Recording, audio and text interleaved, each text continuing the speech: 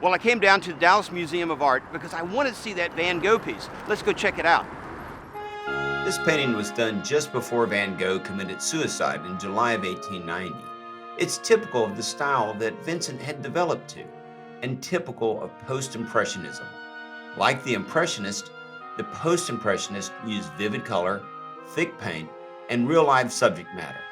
But Post-Impressionists were more abstract and used bold, unnatural colors. I'd like to thank the Dallas Museum of Art for allowing me to use this image. So I emailed myself the photo from my phone, and now I'm going to print it out. There's no reason not to use modern technology. Once it prints out, I'll take a measurement of the photo and divide it into even squares. Then I can lay out our old friend, the grid. With the grid, I'll be able to transfer my photo to my canvas with ease. When I transferred my photo to the canvas, I decided that I wanted to show more sky. That's the beauty of creating your own art. You're free to do what you want. I'm going to use acrylic paint for this piece. The trick to acrylic is that it dries quickly, and if you want to blend the paint, you got to keep it wet with water and you got to go fast. That makes it perfect for this project because Van Gogh painted super fast. At times, he did a painting a day. Of course, Van Gogh wouldn't have used acrylics. They weren't invented until the 1940s. It's difficult coming up with new information on Van Gogh. There are books, songs, and even movies about him. I think a lot of people know that he only sold one painting during his life, and he only became famous after he died. What people don't know is that his fame is because his sister-in-law saved his art and letters. A lot of people, including his mother, threw away his art after he died. Vincent didn't start painting until he was 27 years old. He was completely self-taught. This is after he failed being a minister and an art dealer. That kind of gives the rest of us some hope. He painted roughly 900 paintings in just 10 years. 30 of these were self-portraits. He was doing selfies before they were cool.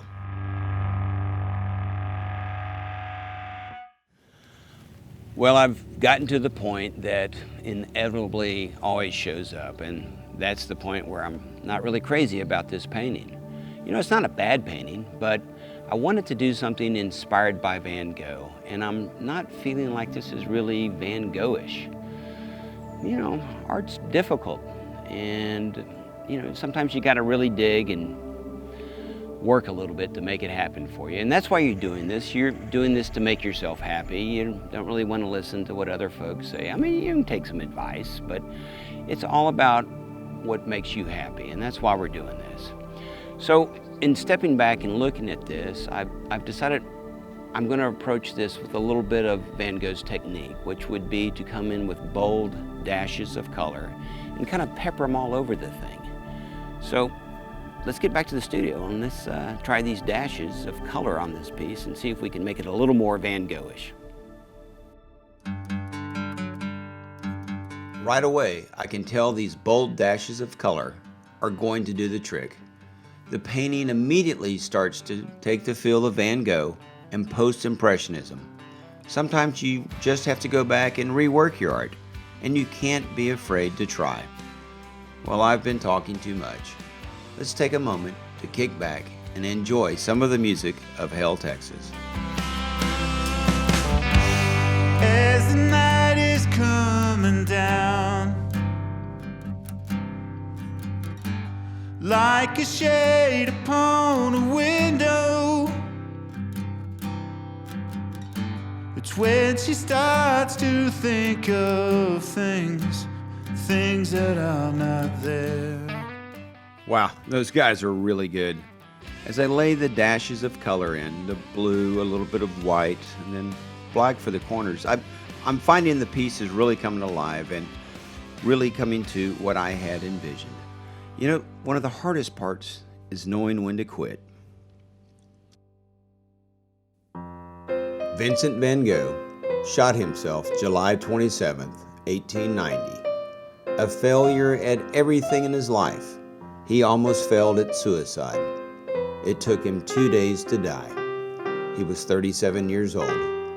It wasn't until March 17, 1901, when 71 of his paintings were displayed in a show in Paris, that his fame began to grow. His mother, who had thrown away crates of his art, lived to see her son recognized as a genius and as a great artist. This is Vincent's Hay.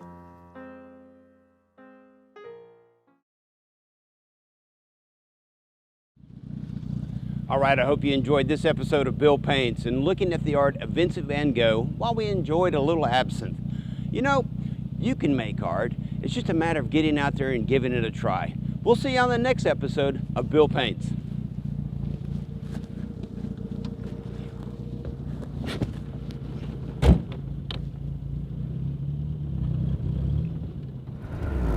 Oh, man. Son of a bitch.